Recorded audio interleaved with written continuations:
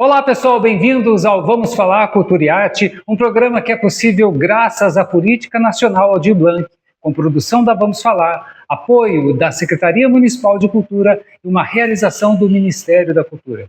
Eu sou Adriano Fernandes e eu trago para vocês uma série de bate-papos com pensadores, fazedores e criadores de cultura da cidade de Lorena, para trazer até vocês informações sobre aquelas atividades culturais que acontecem na sua cidade, para você saber o histórico, para você saber dos desafios que os artistas enfrentam para entregar um produto até você, de como tudo isso acontece, de que maneira é feito e o que eles significam. E quem sabe fazer despertar em você um desejo, uma vontade de fazer parte de algum desses grupos. Então sejam todos muito bem-vindos, eu já peço para que vocês se inscrevam no canal, deixem o seu comentário e já compartilhem com aquelas pessoas que têm o mesmo gosto e o apreço que você tem pela nossa cultura. E aí, se falando em cultura, a gente não pode deixar de falar dos registros que são feitos da cultura, da nossa arte, das atividades folclóricas. E na cidade de Lorena, a gente tem uma pessoa que está, digamos, à frente de toda essa produção documental, que é o nosso amigo o José Nicodemos, a quem eu agradeço ter aceitado o convite para falar aqui com a gente, porque o José Nicodemos, ele tem um vasto repertório de gravações de vários momentos culturais e sociais da nossa cidade. Zé, obrigado por ter aceitado esse convite, bem-vindo ao Vamos Falar, prazer ter você aqui. Eu agradeço você ter me chamado aqui para participar do seu programa e, dentro do possível que a gente puder aqui mostrar para os lorenenses a importância dos registros, né, da história que a cidade tem e que eu, graças a Deus, a partir de 74 comecei a registrar. Eu vou tentar aqui contar um pouco dessa história de 74 até hoje, né? Houveram muitas mudanças no mundo, né?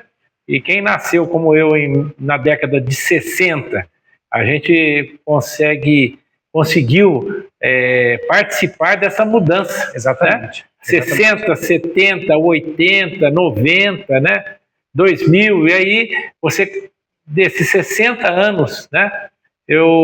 A gente participou de uma mudança muito intensa no mundo, principalmente na tecnologia. Né? É verdade, a nossa geração é uma geração sortuda, sim, porque a gente pegou justamente um momento de transição e nós fizemos essa transição. Nós somos de uma era analógica, sim, e hoje a gente vive na era digital. Eu acho assim que em 74 comecei com o Super 8, eu vivenciei essa mudança de uma forma assim muito intensa, mesmo porque sempre gostei de imagens, de filmes, de cinema, né?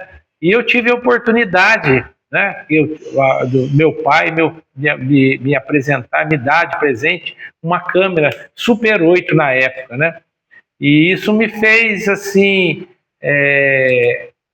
era um desejo, era um gosto que eu tinha, né, gravar, registrar as coisas. Eu ainda criança, aí com meus 11, 12 anos de idade, já fazendo os primeiros filmes simples assim da cidade, né? Mas já com a Super 8. Com Super 8. Então, né? antes desse momento, eu sei que eu já escutei histórias suas, a gente é amigo já há algum tempo, eu conheço um pouco da sua história. Eu sei que você sempre foi um aficionado por cinema, né? Pela sétima arte, né?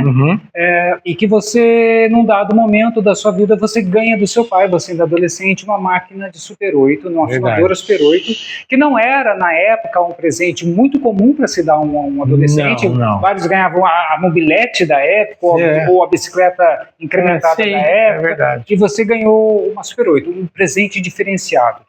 Você já demonstrava, o seu pai percebeu em você esse gosto. O que você tem de registro dessa época e como que a Super 8 chegou às suas mãos? Pois então, na época, a gente não tinha facilidade de ter produtos importados no Brasil.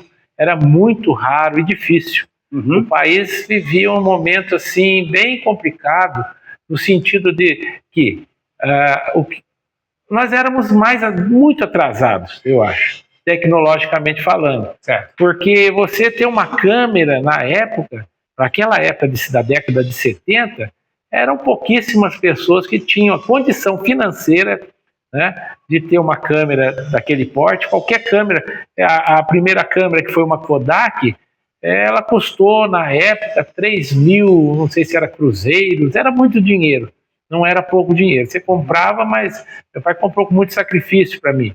Né? Era como desse uma moto para você. Seria equivalente, mais ou menos, porque era caro, não era um negócio barato. Melhoramos muito de lá para cá, né? A evolução que houve, né, de tudo, que é mesmo o telefone, né? Exatamente. Na casa do meu avô tinha telefone na época. Pra você ter uma ideia, era aquele telefone que você pegava, colocava aqui e falava: alô, telefonista. Aqui em Lorena, poucas pessoas tinham telefone. Né? E para você fazer uma ligação, era 2 números. Eu vou ligar para o Adriano. Adriano, telefonista, me liga o 52. Aí ela respondia, espera um pouquinho que ela ia fazer a ligação. Era uma coisa de louco. E aí, as câmeras, não era toda criança que queria uma câmera. Né? Como eu frequentava, ia muito no cinema, no nosso cinema, mesmo no Cine Rex, eu via aqueles filmes e eu ficava entusiasmado, achava aquilo maravilhoso, né? Filmes do James Bond. Aí chegava em casa, pegava lá um toco e saía gravando, eu sozinho, estou gravando um filme aqui do James Bond, né? Na minha cabeça, sabe, você tem os amigos invisíveis, aqueles amigos imaginários. Sim. E eu gostava, e meu pai enxergou isso, que via que eu gostava de gravações. Né? Aqui em Lorena nós tínhamos aqui o Mauro fotógrafo, tinha uma loja aqui do Foco, aqui na Praça Arnolfo de Azevedo, e eu me lembro bem quando derrubaram aqui a padaria do Zé Carreira, que é onde é o Banco do Brasil. Ele estava gravando com o Super 8. Ele gravou aquele momento com o Super 8. Esse documentário existe? Pois então, essas imagens, porque cada filme de Super 8 durava entre 2 minutos e meio a 3 minutos. É muito pouco. Né? Então era pouco. Eu até posso mostrar para você aqui, ó. Era isso aqui. Tá vendo? Isso aqui era o filme, tá? Né? Não era assim que ele vinha para colocar na máquina. Mas você tinha essa rodanazinha aqui, quando vinha revelado. Então, peraí. Então você tinha que fazer a filmagem e ainda mandar revelar. Sim, eu vou mostrar para você aqui, ó. Legal. Para vocês entenderem o processo. Didaticamente. Isso é a Super 8. Isso aqui é uma câmera de Super 8 de 1974, tá certo? Essa é uma câmera Kodak M30, tá certo? Instamatic. Era a câmera que foi a minha primeira câmera. Ela tá, coitadinha, judiada porque o tempo, né? Sim. E aqui dentro vocês vão ver um filme. Esse era o filme de Super 8. Tá? É uma relíquia que eu tenho, que você vê aqui. Aqui estava o filme. Esse filme aqui, olha só, pessoal, não era uma coisa também barata, né? Mas esse filme que você está vendo aqui, você colocava nessa câmera, você gravava isso. Isso ia para São Paulo. Tá? Era para São Paulo, não tinha revelação em Lorena. Não tinha essa revelação. Quando não ia para o Canadá e Estados Unidos. Caramba! Alguns filmes iam para os Estados Unidos para revelar. A revelação não era um produto barato. Não era um produto barato. Então, você mandava para os Estados Unidos, o Mauro mandava para São Paulo às vezes mandava para os Estados Unidos, levava um mês, aí chegava o filme, Aí chegava o filme já nessa rodana assim, né? Você colocava no projetor e chamava o pessoal para assistir. Então, é por isso então que quando se fala de filmes ou novelas dos anos 60, 70, os nacionais e os internacionais, quando mostra alguém mostrando em Super 8, é um evento da família, né? Exatamente, tanto é que nesse filme Ainda Estou Aqui, ela está do lado de um projetor Super 8, assistindo momentos da família. Entendeu? Tem um projetor em casa. Em função dessa logística, dessa dificuldade toda, aquilo se tornava evento. Por isso que no filme aparece bem clássico, a família toda reunida. A família reunida para assistir os filmes de Super 8. Coisa que hoje em dia a gente faz imediatamente com o celular na mão. Filmou, já está vendo, né? O Super 8, na verdade, ele nasce em 1965, que ele tem o início do Super 8, e ele vai começar o final dele em 79, 1980, quando chega o videocassete. Entendi. O videocassete que custava R$1.500, que era caríssimo. R$1.500 não, $1.500. Né? Para comprar um videocassete também não era fácil. Isso no início. Existia um consórcio, você lembra disso? Aqui o Gussen era um dos que traziam né? E muitas vezes vinha no contrabando, era uma coisa assim. Você, fazendo um corte no que você está falando, você, além de ter esse material em mãos, você também esteve em contato com essas pessoas e você sabe das pessoas. Você citou o fotógrafo, filmou, você citou agora o cidadão. Eu vou dizer para você. Você está sempre envolvido, sempre enfranhado com essas pessoas. Na verdade, o Super 8 me abriu as portas. Tá. O primeiro que me abriu as portas foi o Arthur Valerini, ex-prefeito de Lorena. O ex-prefeito, a qual eu tenho uma gratidão, porque ele realmente teve uma visão, ele enxergou o futuro.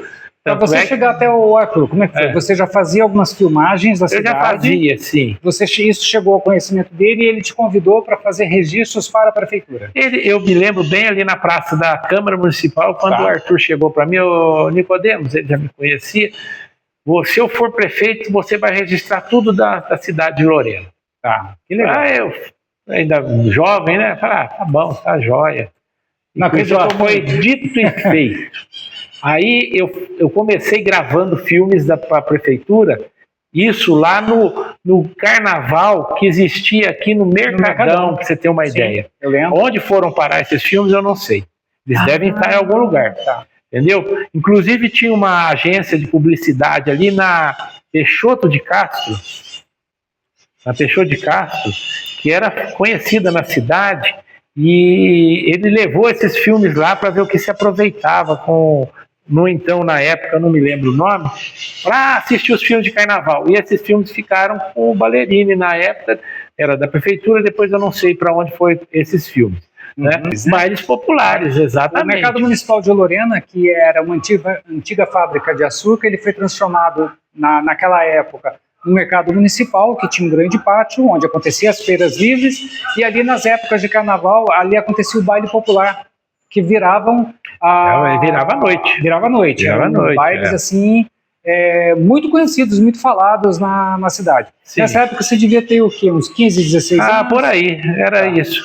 Aí para você ter uma ideia, depois fui para a Avenida, que é onde vai ter o carnaval esse ano. Você está falando na Bernardino de Campos, no centro da cidade? Aqui no centro, passa ali do lado da praça. Por que o Nicodemos está falando isso, gente? Porque o carnaval em Lorena ele já aconteceu em alguns locais. Ele já aconteceu aqui nas ruas principais da cidade, Bernardino de Campos, que a gente chama de rua principal. Depois ele teve um momento em que ele aconteceu na Targino Velala Nunes. Aqui no em frente o Gabriel Prestes também teve o carnaval, me lembro. Teve um carnaval que foi em frente o Colégio Gabriel Prestes. E voltando no tempo, eu era criança ainda, mas eu não esqueço que houve um carnaval, que aqui o carnaval na década de 60, se não me engano, 60, porque eu era criança ainda.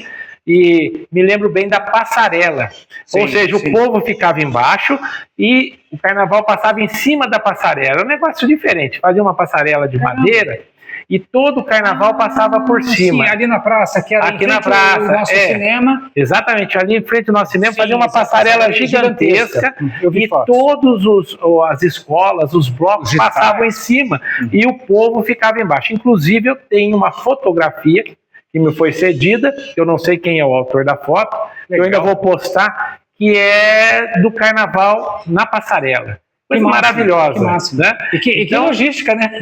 Nossa, eu me lembro da construção, eu tinha lá meus 7, 8 anos de idade, e me lembro bem da construção dessa passarela.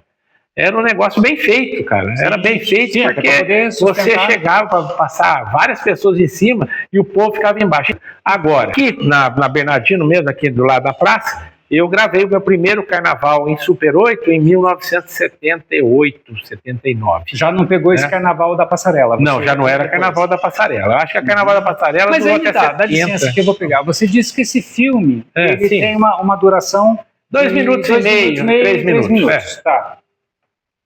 Esse deveria ser, entendo eu, um dispositivo mais caseiro, para você fazer filmes curtos. Eu cheguei a fazer casamento, viu? Com 2 minutos e meio? Eu levava vários desse, e aí formava esse daqui. Isso que eu queria que você falasse. Aí que tá. Na época, você comprava aí, vamos supor, 10 filmes, para dar aí 25 minutos, 30 minutos, e depois você fazia a união e transformava nesse rolo de filme aqui. Então, você fez casamento com isso. Então, você tinha que botar na ideia o seu plano de ação. Eu vou filmar era bem difícil, a noiva entrando, o casal dizendo sim, o casal sendo da igreja, você tinha que setorizar o que mesmo porque, nesse caso desta câmera aqui, quando eu iniciei, era uma câmera muda. Então não era uma câmera sonora. Eu tenho uma sonora, eu não trouxe a sonora, mas eu trouxe uma outra aqui. E ainda tem isso, ela é muda. Ela é muda. Tá. Então você tinha que fazer o casamento, e como que você unia os filmes? Através desse aparelho aqui que vocês estão vendo aqui, ó. Esse aparelho aqui era o editor nosso. Ele tinha um durex aqui e você unia os filmes. Baixava aqui, fazia corte e depois você unia os filmes através desse aparelho. Esse era o aparelho de edição nosso. Com o durex por trás da cinta. E o durex ele ficava aqui, ó. Que doido. Aqui atrás o durex, aqui. Artesanal, né? Você puxava, era uma coisa artesanal e era maravilhoso, porque, pensa só, era diferente fazer, né? Você poder reunir os amigos. Na garagem de casa, tem uma garagem ali, na minha casa, e ali eu fazia o cinema. A parede do fundo, punha o projetor. Eu comecei, na verdade, com slides. Projeção de slides, né? No começo era uma TVzinha pequenininha, depois passou para um projetor de slides, e eu até esqueci de falar isso. Foi primeiro os slides, eu fazia lá o cineminha com os amigos, né? Chamava todo mundo, fazia pipoca, chama e colocava lá os slides, e todo mundo ficava assistindo os slides na parede, uma coisa parada, mas muito legal. Inclusive eu tenho projetor até hoje. Você que tem funciona. Esse registro de você fazendo essas atividades? Não tenho esses registros. Infelizmente, na época tinha outro detalhe também, as câmeras fotográficas eram caras. E como eu optei por filme, e o filme também era caro, então não era toda hora que você fazia o filme. Sim. Né? A oportunidade, por exemplo, quando o Maluf veio em Lorena. Essa história é ótima. Do Maluf aqui em Lorena, que o palanque caiu lá na Secap, era a inauguração lá da Secap. Fizeram um palanque, mas só colocaram sustentação nas pontas do palanque. O palanque afundou e eu estava lá, por sorte, com um filme sonoro. E o povo ria muito e aquilo afundou, caiu todo mundo, inclusive a TV Cultura também estava em cima do palanque, com câmera, e caiu também junto. Então eu acabei vendendo o filme para a Globo, aquela história toda, né? Ganhei lá 50 mil cruzeiros, deu para me comprar uma mobiliária para mim. Fiquei feliz. Você já ficou foi o primeiro filme, né? Eu ganhei o dinheiro. Depois teve um incêndio aí, eu gravei 2 incêndios aqui no centro da cidade. Foi numa loja ali, onde é aquele banco Sicredi, e a outra foi um pouquinho mais para frente, mas ali do lado da praça, na casa do coronel, que eu não me lembro o nome dele. Na casa da Karina. Eu acho que é. Que pegou fogo. Que pegou fogo, eu estava lá gravando. Parece que foi a televisão que queimou, alguma coisa assim. E aí eu gravei isso, eu tenho essas imagens que estão na internet, né? E gravei isso, e isso já era em VHS, era Super 8. Então então peraí, vamos botar isso na linha do tempo, para a gente poder criar uma sessão. Então você começou lá, você fazia o seu teatrinho em casa, o seu cineminha em casa, com os slides, depois você ganhou essa Super 8, essa câmera, com esse filme pequeno, e você ficou com essa Super 8 fazendo esse trabalho. Quando você foi prestar esse serviço para a Prefeitura de Lorena, você já tinha trocado de equipamento? Ou você ainda mantinha a Super 8? No começo era Super 8. Mesmo porque eu não ganhava nem um centavo. Eu não ganhava nada. Não ganhava nada. Olha, é o que eu falo para você. Aí muitas vezes a pessoa fala, você ganhou alguma coisa? Ganhei, sim. Ganhei quando aconteceu esse acidente do Maluf, que aí não tinha jeito. Inclusive lá o Vôlei Guimarães, que era o diretor da Globo, quando viu o filme, ele ficou entusiasmado. Aí o meu pai que levou o filme, falou, quero tanto. Ele pagou o tanto que a gente queria. E acabou, senhora. E nunca foi apresentado esse filme. Eu acredito que esse filme, na verdade, foi revendido para o Maluf. Tá certo? Porque o Maluf sempre foi muito rico. Exibido em jornal? O contrato dizia que a exibição desse filme seria feita no Jornal da Manhã, da Tarde e da Noite. Isso no contrato. Mas nunca eu vi esse filme ser apresentado. Se você se lembra desse caso que aconteceu aqui em Lorena, deixa nos comentários. Fala, eu lembro, eu vi no jornal tal, da emissora tal, eu vi na Band, eu vi na Record, eu vi na Globo. Deixa aí, porque de repente é algo que existe, que de repente não chegou ainda. Olha, a época do Arthur, nós conhecemos, eu cheguei a conhecer a Emilinha Borba. Sim, eu lembro. Emilinha Borba, uma simpatia. Gravei ela aqui no Hotel Colonial, no antigo Hotel Colonial. Ela muito simpática. Fui lá no quarto onde ela estava. O Arthur me levou no quarto para gravar lá a entrevista com ela. Né? Imagina o novo ainda, né? Dona Emilinha, não, José, Emilinha, né? Já viu artista, tem tudo aquilo, mas uma educação, uma fineza, na uma época mulher fantástica. Veio o Clóvis Bornai. Não, e o grupo das mulatas. E das mulatas do Sargentelli também, né? As mulatas do Sargentelli, o Clóvis Bornai e Emilinha Borba se apresentaram em frente à Catedral da cidade de Lorena. E eu estava lá filmando. E aí eu estou lá filmando, gravando aquilo, tudo, né? Vem o Clóvis Bornai com aquela fantasia, o povo gritando, aquela coisa toda. Ele me pega pelos braços, levanta e me dá um beijo no rosto. A praça caiu.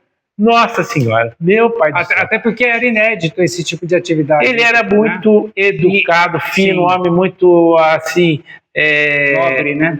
Exatamente, de um conhecimento, de uma cultura fora de série. Sabe, pessoa fina. Uma pessoa... super preparada, era campeão de quantos concursos de carnavais do Rio de Janeiro, né? Então eu tive essa oportunidade. Que legal.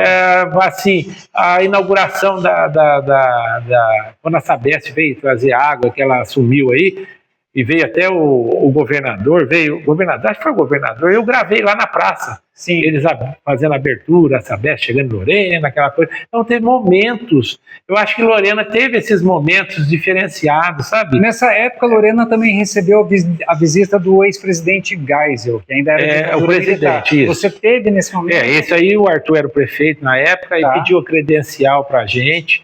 Só que a minha credencial, para variar, veio errada, veio de segurança. E eu fui para a imprensa lá, né? Eu não estava de terno, nada, e naquela época o negócio era rígido.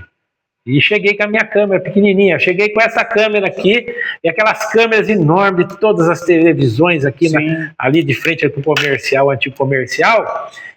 Cara, cheguei lá com essa câmera, aí veio o segurança, bateu o dedo na câmera para ver se a câmera não era... nada, tinha arma, alguma coisa, e chegou, o senhor não pode ficar aqui. Eu falei, mas por que eu não posso? Não, o senhor está com um crachá de segurança que é a imprensa. E outra coisa, o senhor não está vestido de acordo com o protocolo, que tem que estar de terno para receber o presidente. Então o senhor vai para o outro lado lá o senhor pode gravar. Só que eu não fui para onde ele mandou, eu fui para ali para o lado do Roberto Sandim, que as tropas estavam ali, e o presidente ia chegar, naturalmente ia passar por ali, que ele passou a revista. Então esses segundos, eu digo segundos, né?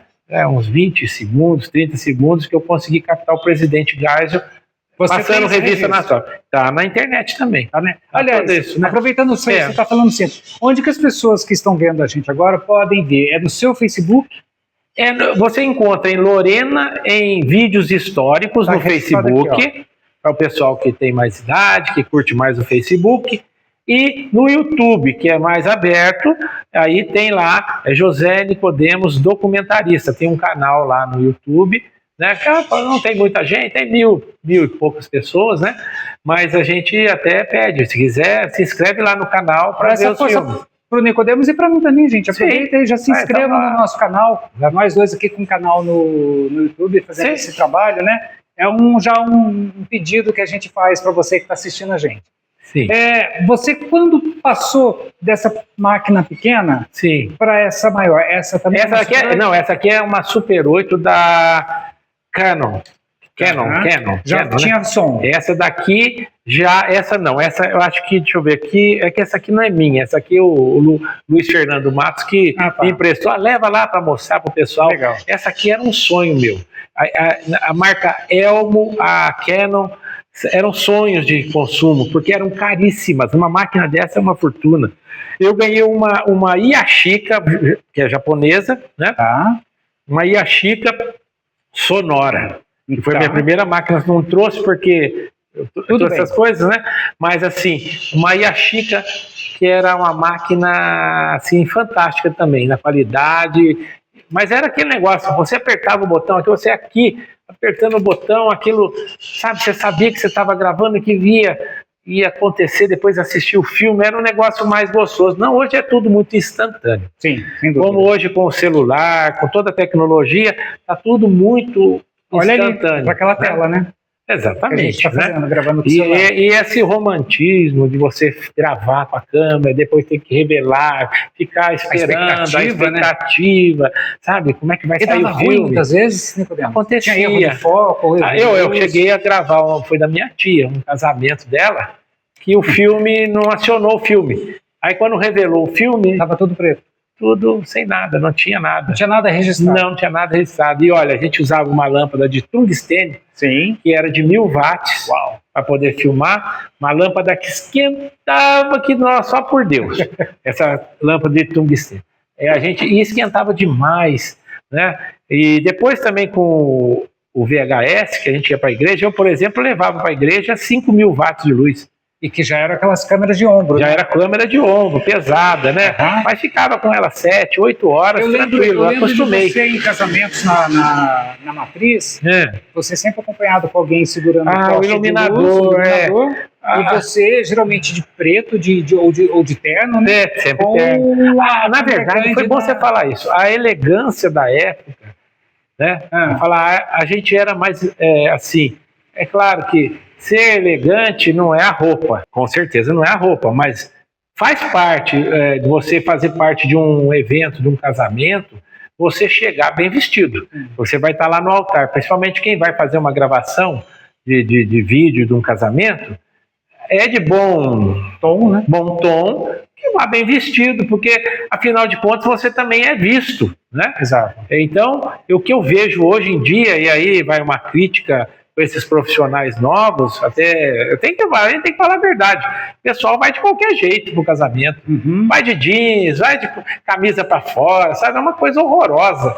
Eu acho que é uma falta de respeito. Você é mais conservador nesse aspecto? Nesse aspecto eu acho. Agora, é verdade também que você pode ir com uma roupa mais fresca, uma roupa mais light, mas vá bem vestido. Porque, poxa, eu vi cada caso aí que eu fui em um casamento, não vou dizer qual casamento, um casamento chique, todo mundo super elegante. Quando chega a equipe de fotografia e vídeo, uma coisa, cada um de um jeito, inclusive como se comporta no casamento, né?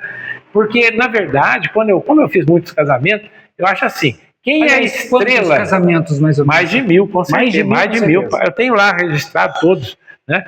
Mas assim, você chega no casamento, você tem que se portar como profissional.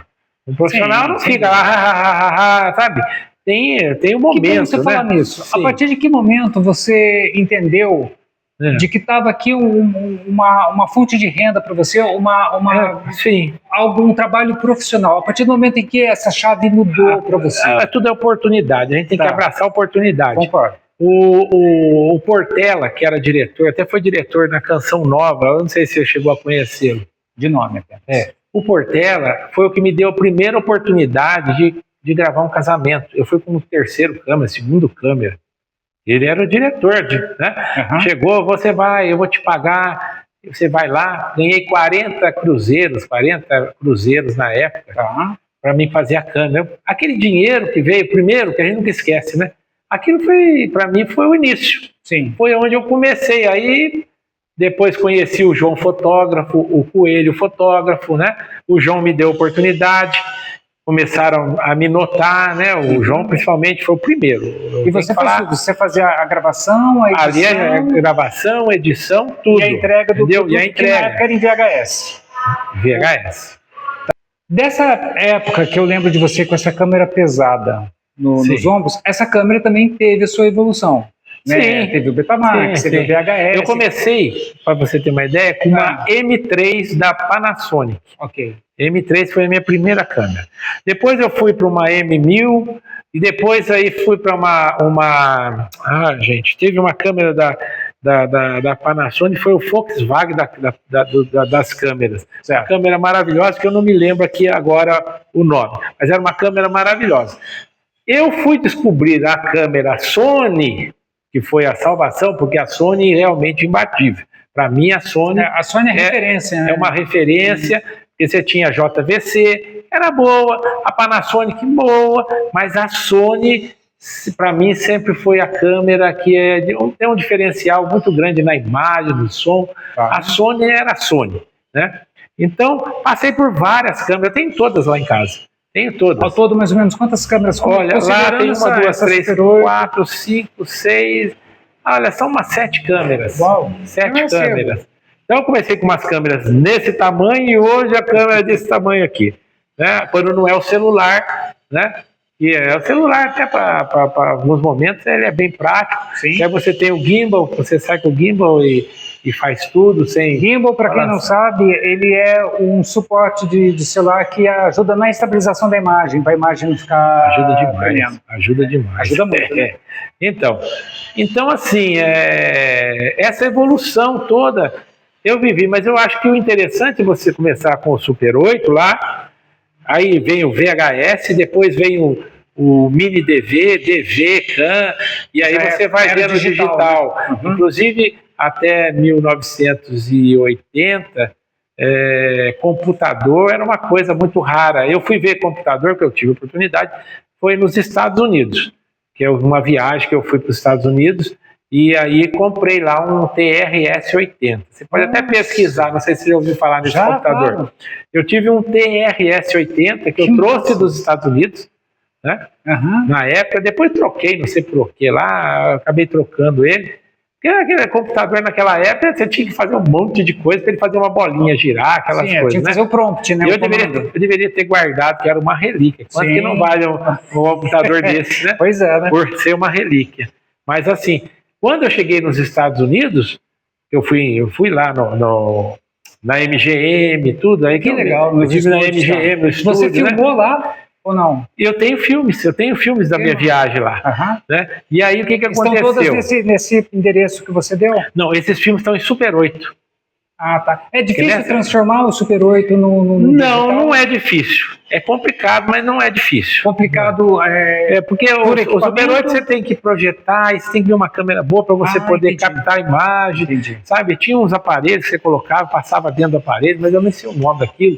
Uhum. Eu tenho muito Super 8 ainda guardado comigo. Muito, né? Super 8. Você tem... Das minhas viagens. Quantas fitas, mais ou menos, você tem? Ah, olha lá. Não é muitas, não. Porque cada fita dessa aqui, se tiver lá umas 20 dessas assim, com rolo, é muito. Tá. Né? Mas todas já foram publicadas? Não foram. Porque são viagens da família.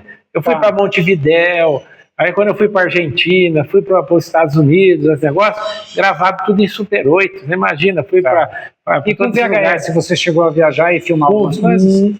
VHS não, eu filmei só com Super 8, nos Estados Unidos, na Disney, aquela coisa toda. Você tem uma paixão, né? A gente percebe que tem uma paixão sua pelo Super 8, né? Você sabe que esse negócio de fazer registros, eu fui descobrir o valor disso muitos anos depois. Pois é. Quando a internet chega e eu vou descobrir na internet, o YouTube, aquela coisa toda, que eu publiquei com muita dificuldade um filme, né, mais antigo, e eu vi a reação das pessoas, eu falei, esse é o caminho.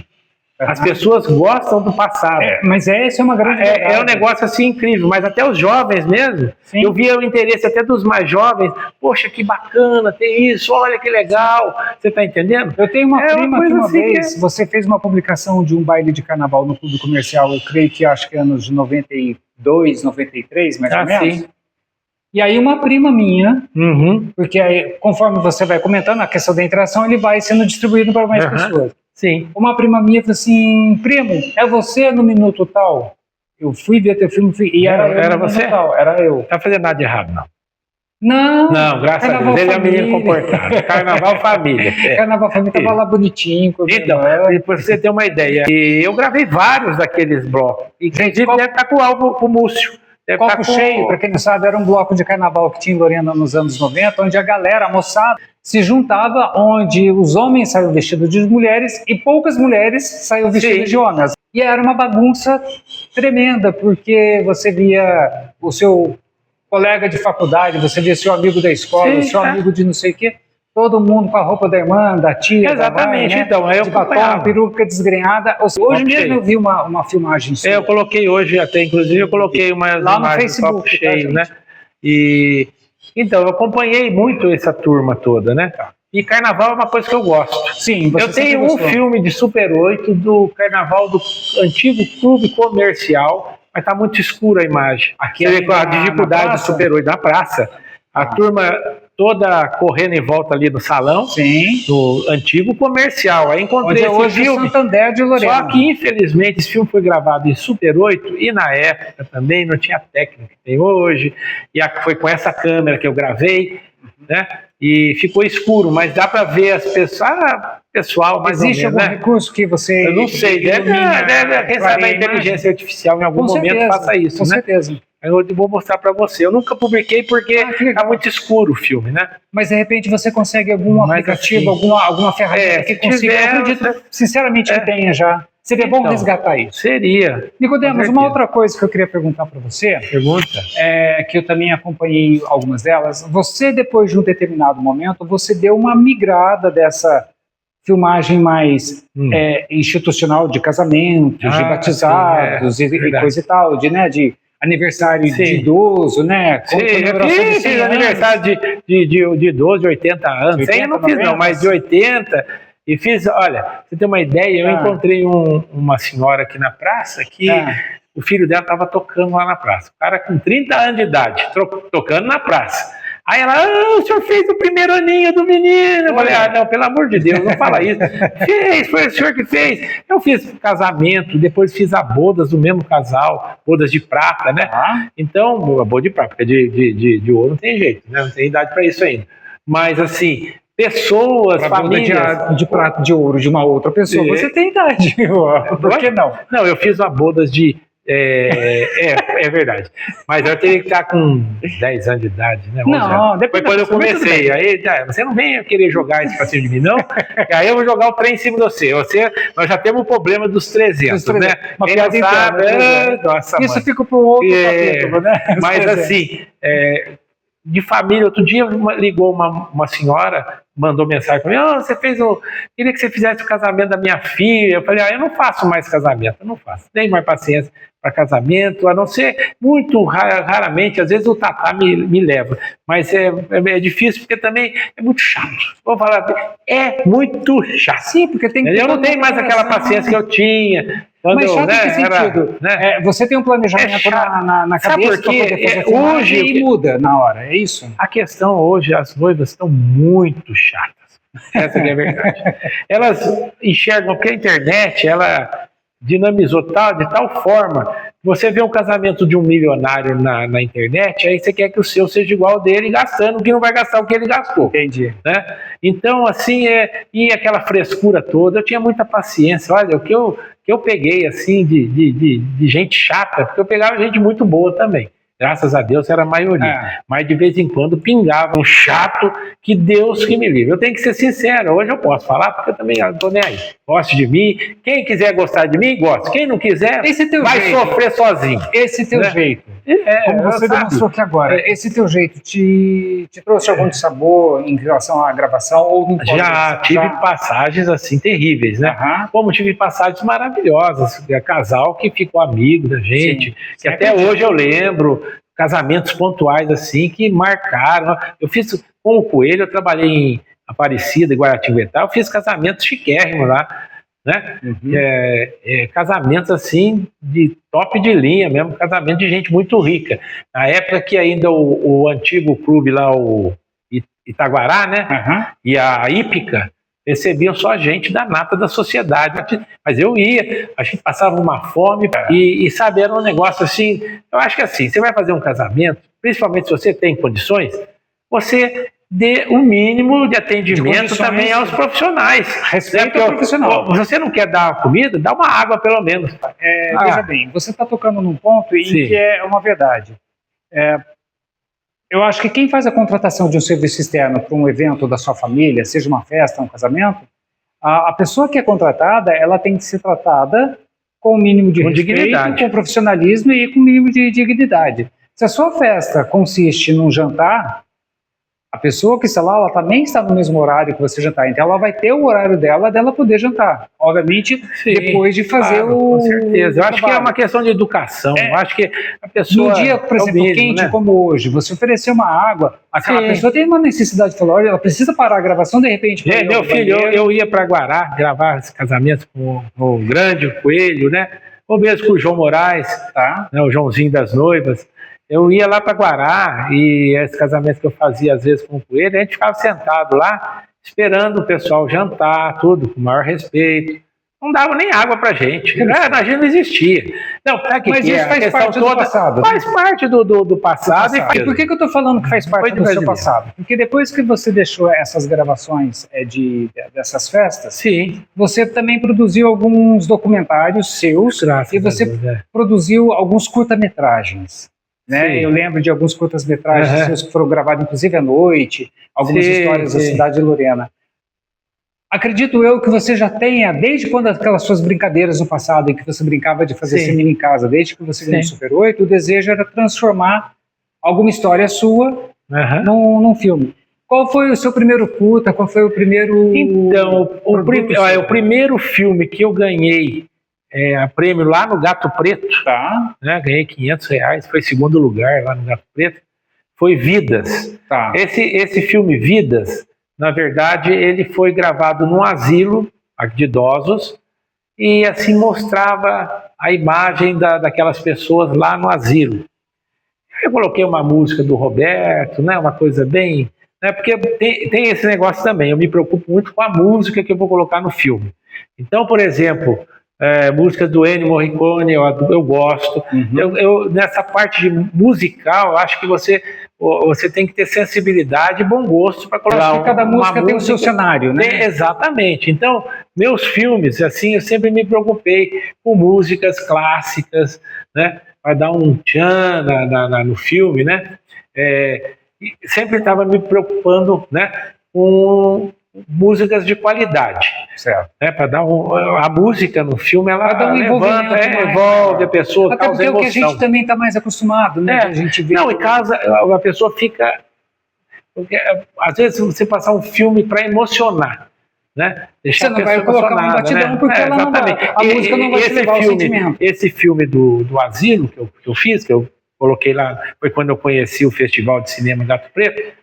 Ele foi para lá, teve gente que chorou quando viu o filme, sabe? As imagens eram muito fortes, assim, no sentido de mostrar aquelas pessoas idosas ali, naquele local, sendo bem tratadas, é claro, mas choca, a pessoa não está acostumada, aquilo, e eu fiz de um jeito que acabei ganhando o prêmio lá. Certo. Aí depois fui ganhando vários prêmios, graças a Deus, nos outros filmes, aí passa para a comédia, O Estrangulador de Bonecas, Vá para a Ponte que Partiu, que era uma crítica social, né? É uma crítica à ponte lá, que até depois o Fabinho Marcondes que conseguiu lá e refez a ponte, hoje está lá, né?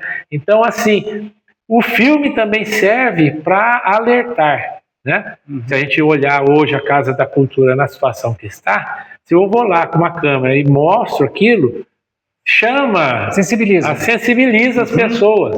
E eu fiz vários filmes lá. E o filme serve justamente para você poder sensibilizar as pessoas e mostrar o real sentido. Sim, eu fiz um filme aí do Mosquitão com o Ney Bola. Os políticos ficam pé da vida comigo, mas, gente... Isso é uma crítica aos números da dengue. Inclusive, né? A gente está novamente no estado de alerta, no estado de São Paulo. Então, para você ver. Então, o filme serve para alguma coisa. Você tem essa pegada. Eu te conheço um pouco, Nicodemos, e você tem um humor picante, você tem um humor ácido, bem provocativo às vezes.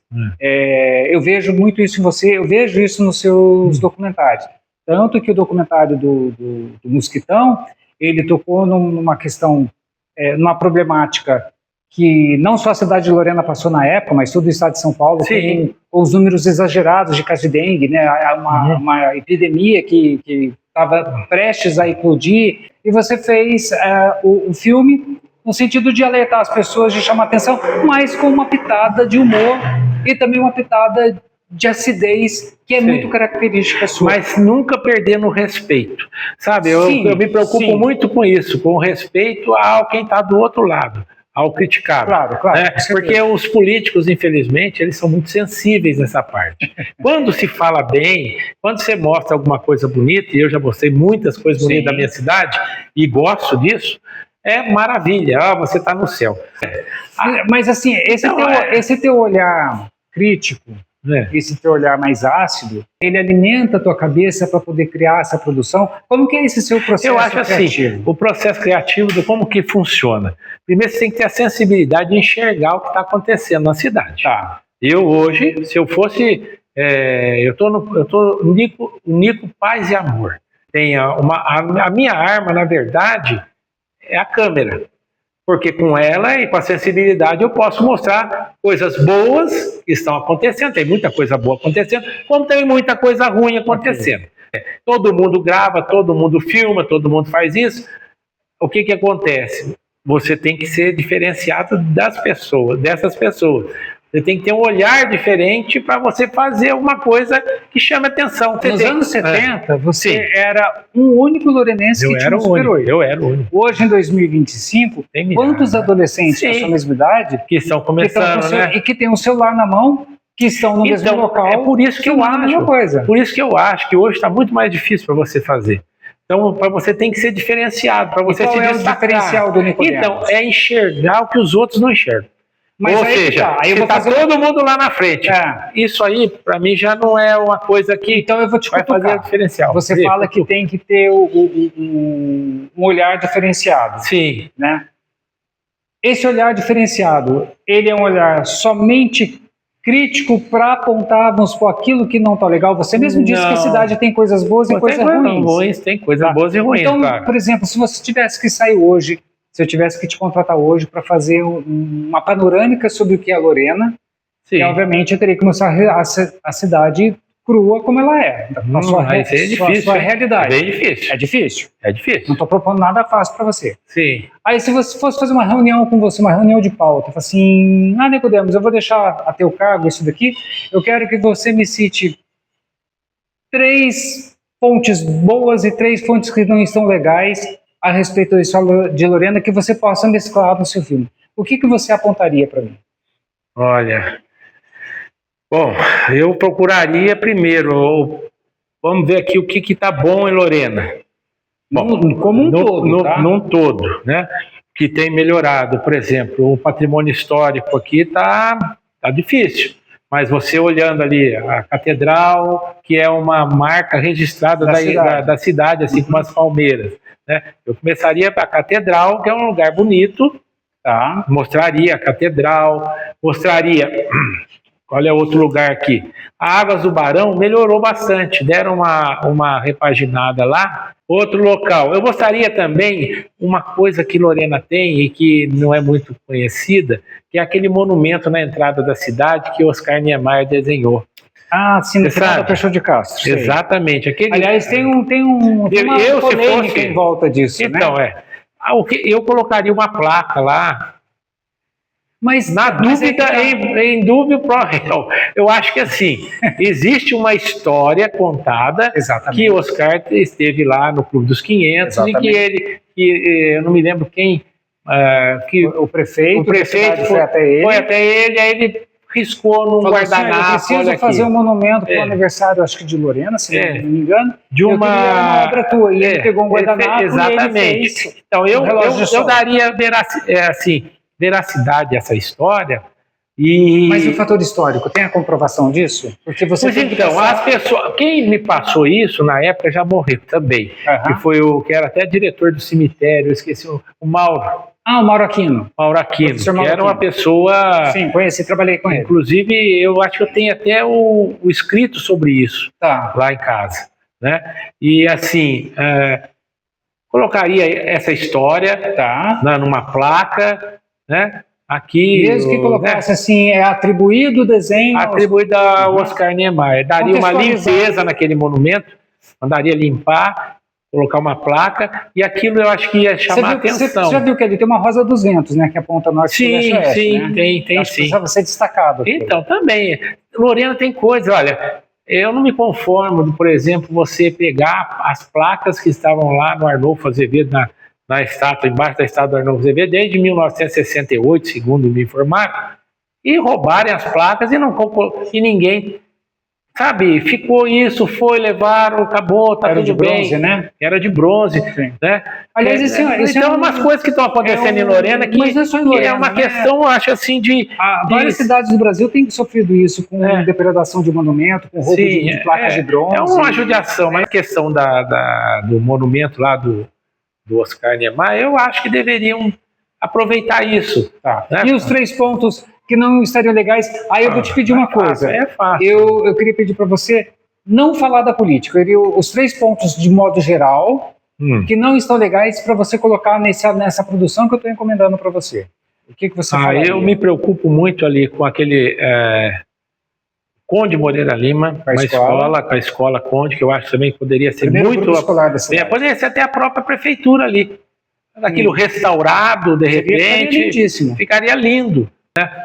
A Casa da Cultura, se todo mundo sabe. Mas também, ambos são políticos, estão vinculados à questão política. Eu queria algo não político, para tirar, inclusive, um pouco dessa característica de crítica política. Sim, não, as críticas políticas existem. Isso não vem de hoje, né? Não, a gente tem que esclarecer o seguinte: vai jogar tudo na culpa do prefeito atual.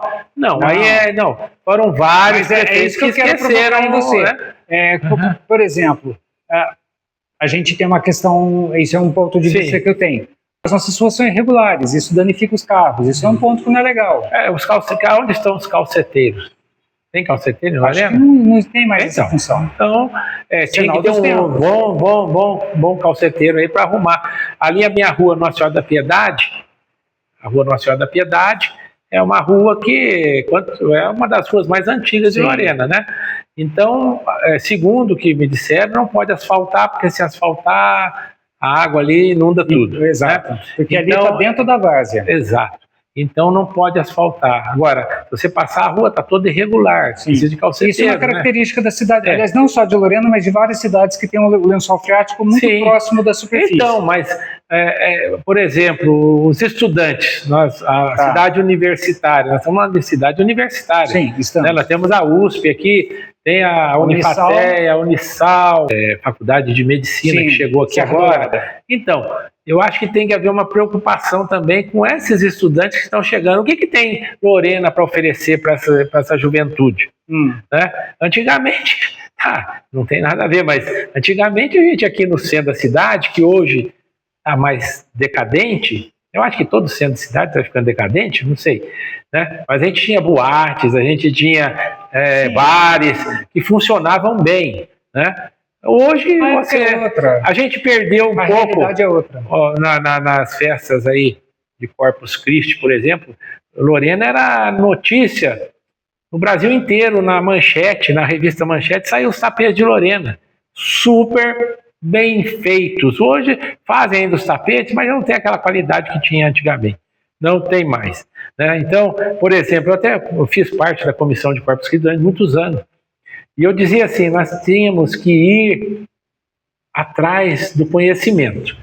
Quem faz os tapetes famosos no Brasil? Matão, Caçapá, Pindamonhangaba, sabe? Vamos lá saber como é que eles trabalham para a gente trazer isso para a cidade. Isso tudo dá documentário? Isso tudo dá? Eu fiz um documentário, até foi para o Padre Valdeci. Foi Catedral, Glória e Decadência. Se vocês olharem esse filme, da catedral, o estado que a catedral estava na época, tá certo? E vocês olharem a catedral hoje, a transformação foi gritante. Resgatou, entendeu? Esse patrimônio religioso, histórico, religioso aqui da cidade de Lorena. Nós temos aqui a igreja de São Benedito, que é uma igreja maravilhosa também, bem cuidada, sempre foi bem cuidada a igreja de São Benedito, né? Então, a tradição, história, religiosidade, nós temos tudo isso aqui. É saber aproveitar, né? Aí entra político. O político tem que saber ter conhecimento disso, procurar saber o que acontece na cidade. Disso, né? Exatamente. Né? Então, e a população também na questão de divulgar e de preservar. A população no papel de divulgar, preservar. Lorena é uma cidade que eu já registrei e continuo registrando. Agora nós vamos ter o carnaval aqui na praça. Aí eu sou favorável ao carnaval, é uma festa que tem muita gente que luta pelo carnaval aqui em Lorena. Nós temos aqui o Ademir Peralta, né? Pessoas que o Ademir é um baluarte do carnaval, né? Que luta pelo carnaval. E quanta gente boa que trabalha o ano inteiro para poder botar alegria para as pessoas. Carnaval é uma festa, no meu entendimento. Eu acho que o carnaval não tem culpa das outras coisas que estão erradas. Não, acho que cada coisa no seu lugar. Né? Então, o carnaval de Lorena é um carnaval, assim, vamos dizer, mais simples, mas o povo gosta. Tanto é que você for na avenida no dia que tiver o carnaval, vai estar assim de gente. Antes da gente partir para a nossa reta final, de você falar da TV Banco, eu quero saber de você, na sua concepção, você já mostrou esse teu olhar crítico, esse teu olhar, como eu disse, esse olhar crítico, político, social que você tem, isso é muito latente em você, isso é seu, isso é a sua característica, tudo bem? Nesse modelo, qual seria o documentário ideal para você que você ainda não fez? Qual é o teu ideal de documentário mostrando a sua cidade, já que você tem essa paixão pela cidade, que você divulga as coisas que a cidade produz? Então, o último documentário vai ser político. Dos dois últimos prefeitos. Os últimos prefeitos que marcaram a época duas famílias, a família Ballerini e a família Marcondes em Lorena. Eu acho que essas duas famílias dão uma história sensacional, tá certo? Para um documentário. Ok. Contar a história política desses dois clãs. Essas duas famílias. Que eu acho que agora chega ao encerramento. Né? Não creio que um ou outro queira continuar. Eu acho que acabou a história. Fechou a história. Isso eu acho que seria um documentário assim para fechar com chave de ouro. Porque precisa ser bem elaborado para poder ficar bem equilibrado. Né? Imagem já tenho bastante. Agora precisa criar Mas eu precisava criar o roteiro e, a partir do roteiro, entrevistar os dois, naturalmente, cada um contando um pouco de si, né? E outras pessoas a respeito dos dois, né? E para a gente poder encerrar, eu quero que você me fale de duas coisas. Eu quero que você me fale da TV Banco e a outra eu queria que você encerrasse para nós falando, como é o mote aqui do Vamos Falar Cultura e Arte, do poder de transformação que as artes provocam na vida das pessoas. O que o seu trabalho pode contribuir para o desenvolvimento, para o entendimento, para ser um chamariz para que as pessoas se voltem para essa arte? Eu queria que você terminasse com a gente falando disso. Então, a questão da TV Banco, como você mesmo falou, ela é uma grande brincadeira, mas que de repente as pessoas, eu não sei se estão muito carentes de informação.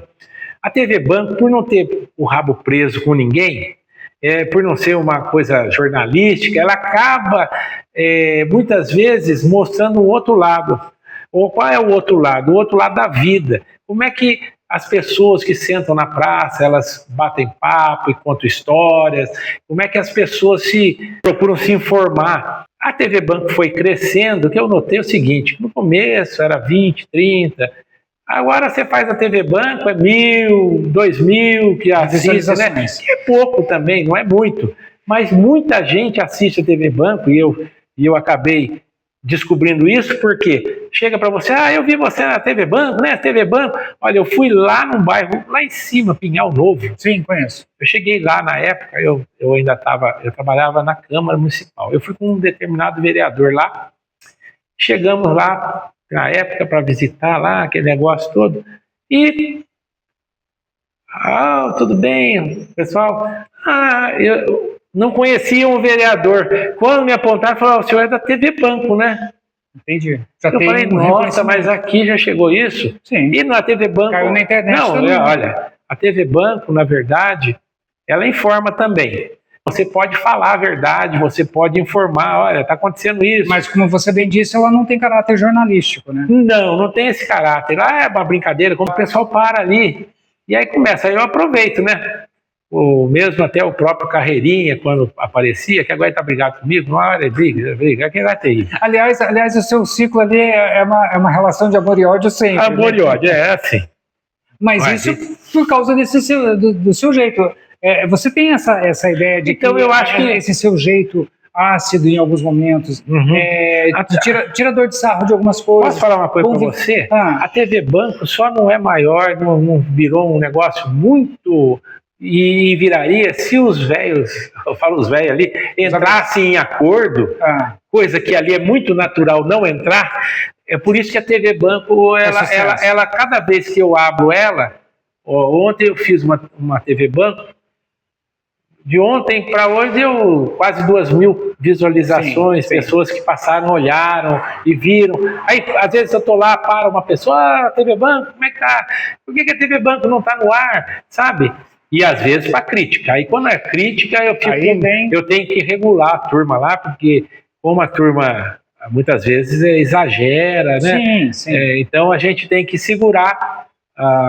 Para não, porque afinal de contas sou eu que estou à frente do negócio, então fica meio complicado. Sim, né? É uma responsabilidade que você acaba responsabilidade. Assumindo. Então a TV Banco é uma brincadeira, para mim continua sendo uma brincadeira, mas ao mesmo tempo algo que distrai as pessoas. A TV Banco é uma diversão para esse povo.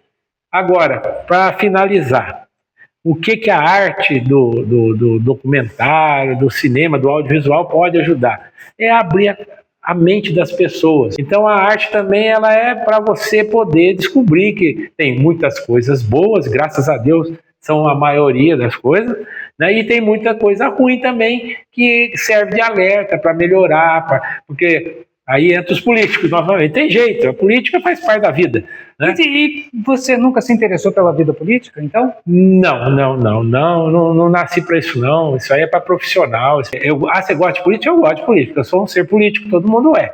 Você não vive sem a política. Sim. Né? Pode ser que eu faça um documentário mostrando o que está errado. Isso aí é possível, mas eu quero fazer documentário mostrando as coisas boas, que é o que me faz bem. Então isso é um dos projetos. Eu ia te perguntar de projetos que você tem. Você está inscrito em algum edital? Você não, no momento eu não estou. Quem cuida dos meus editais é o meu amigo Tata Cardoso. Tá. Ele é que cuida de tudo isso aí. E o Tata é uma pessoa, até foi bom que você falar isso, edital, o Tata é uma pessoa que eu tenho muita consideração, porque ele, além de ser um exímio fotógrafo, um excelente fotógrafo, uma mente aberta, é um garoto aí que é novo ainda, né? O Tata tá novo. E as fotos dele, né, que ele faz aí da cidade, dos monumentos, das artes, da cultura, eu tenho que valorizar, uma maravilha. Eu sou muito fã dele. Então, mas é um chato também, né? Não pode deixar de falar isso. Você achou que você ia escapar dessa, Tata? Tata, não. Eu gosto demais do Tata. Né? O Tata vai para o céu. Já falei para ele, você vai para o céu. Viu? Mas, enfim, eu acho importante o seguinte, é que fico muito feliz quando eu posto os filmes, o pessoal está gostando, estou postando fotos agora, filmes do Carnaval, e vou continuar até começar o Carnaval. Agora eu estou na série Carnaval. Tem um amigo meu que fala assim... Você pretende fazer alguma exposição, de alguma exibição de alguns filmes seus? Então, mas você tem que ter oportunidade, né? As pessoas darem condições para isso. Tá. Que condições você precisa? As condições é você... Local, projetor, tela, e colocado lá, eu chego e passo o filme para criança. Aliás, eu já fui em algumas escolas aqui em Lorena, apresentei documentários na escola aqui do Ballerini, apresentei lá no Prudente de Aquino, né, que foi aquele último documentário que eu fiz, que foi do passado ao presente, né, e a criançada assistiu. Aproveitando assim, isso, foi legal. Aproveitando, você que é de escola, você que é professor, você que é diretor, e que quer levar um material extracurricular diferente para os seus alunos, para instigar o bate-papo e tudo mais, Nicodemos tem alguns documentários... Não é só documentários, eu tenho também equipamentos que eu gosto de levar para a criançada ver, né? A criançada ter contato com isso. O que eu quero dizer para os professores é de que elas podem entrar em contato contigo e vão uma maneira de você fazer essa apresentação. Desses eu não tenho veículo para ir na escola. Então, se a pessoa me der condições, me manda me buscar, aí eu vou na escola, monto lá, faço uma sala com as crianças, uma oficina, né, contando o Super 8, do VHS, que as crianças não vivenciaram isso, e para que elas possam também conhecer as máquinas de época, para elas verem que hoje nós chegamos no celular, mas que antes disso tem uma história. Né? Isso que é o mais legal. História, porque essa década 60, 70, 80, 90 foi uma grande transformação no mundo e no Brasil. Quer dizer, quem viveu isso e sabe o valor que tem essa transformação, eu vivi. Você viveu uma parte, você é mais novo que eu. Pouca coisa. Mas nós vivemos essa transformação. Isso é muito importante para a criançada conhecer. Agora que o celular está proibido mesmo nas escolas, mais uma chance de poder fazer oficinas para levar para as crianças Isso que é uma conhecerem. Né? Isso aí. Podemos. Eu agradeço, viu? Muito obrigado por você ter lembrou de mim. O 300. O polêmico. Polêmico nada. Que é Vocês isso, ficaram rapaz. aí, gente, com mais uma edição do Vamos Falar Cultura e Arte. Hoje eu tive esse bate-papo gostoso, que eu saberia que ia ter umas questões polêmicas, porque esse é o Nicodemos, o José Nicodemos. Na realização desse projeto, que é possível graças à Política Nacional Aldir Blanc, com produção da Vamos Falar, apoio da Secretaria Municipal de Cultura e realização do Ministério da Cultura. E um agradecimento especial ao Dom Aparte Hotel, onde eu estou, e ao Coffee Lovers, ao Mauro Ribeiro e à Kátia Melilo, por terem cedido o espaço para a gente fazer mais uma gravação. Ainda não terminou, então se você já gostou, já se inscreva aqui, aproveita, já segue esse cidadão aqui para você assistir os filmes dele. Já deixa o seu comentário, compartilhe com o máximo de pessoas possíveis e a gente se vê no nosso próximo encontro. Até lá. Beijo no coração.